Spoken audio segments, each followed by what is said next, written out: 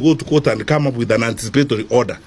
We are hearing it's an invention in Kenya's judicial system, an anticipatory order. So you can't be arrested. So you go, get the order, and arrive here, and go and break into Honorable Mujiri's house. You have an order. You anticipated that you're going to make a mistake. You cannot be arrested. And let me tell you, at a personal level, and this should be on the record, I am in Parliament. I witnessed this when I was in the Ministry of Education. Until Justice Mumbi Ngugi saved us in the education sector, we had about 30-something court orders served left, right, and center. You can't have a school board, you can't have what? On the basis of a letter, honorable members, a letter, a piece of paper that was signed by the late Mutula Kilonzo, given to an individual who purported to represent all parents. And he walked around the country collecting money. He has orders in Machakos, orders in Kakamega, orders wherever, Garissa, nothing moves. So, I don't know what you can do, and I can't prescribe, because you are as much government as we are. We are equal, we are at bar. So I can't direct you, I can't command Parliament, I can't do anything. All I can do as a member of the executive branch is present the reality and inform you as it is.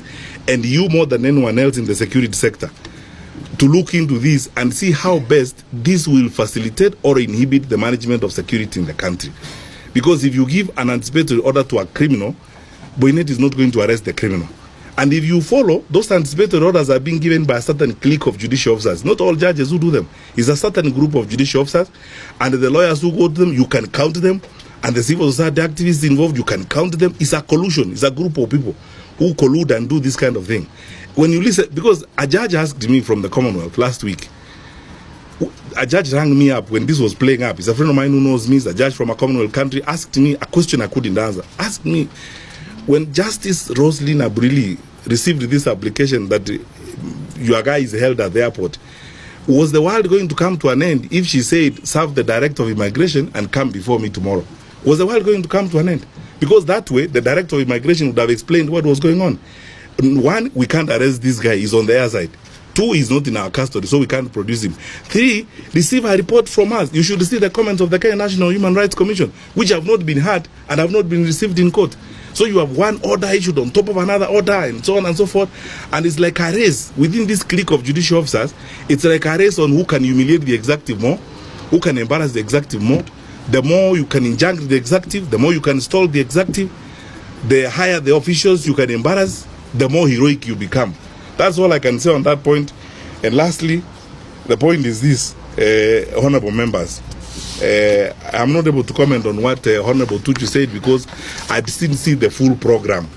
So I didn't understand the full context in which he said what he said. So it would be unfair, and again is the principle of collective responsibility, to comment on a reported matter. I would need to see the whole thing so that I'm able to respond to that issue. And then lastly, the issue of going public. You know, we can't go public on everything we do every day. We try to work as diligently as we can and hope that other people will also not only do their work, but will also be honest enough in the manner in which they conduct themselves. Tell me one thing, honorable members as leaders. Why wouldn't you want to hear the government? Why on earth wouldn't you want to hear the government on a weighty matter like this? You make final orders, and when the Attorney General comes before you, you say you don't want to hear the Attorney General. When the Attorney General begs and says the Minister and the Inspector General are at the GSU parade, you say the GSU parade is not that important. When they say they have not been served, you say, I've been on TV the whole morning. I was expected to be watching TV at the GSU parade so that I know what has happened. Thank you. Thank you.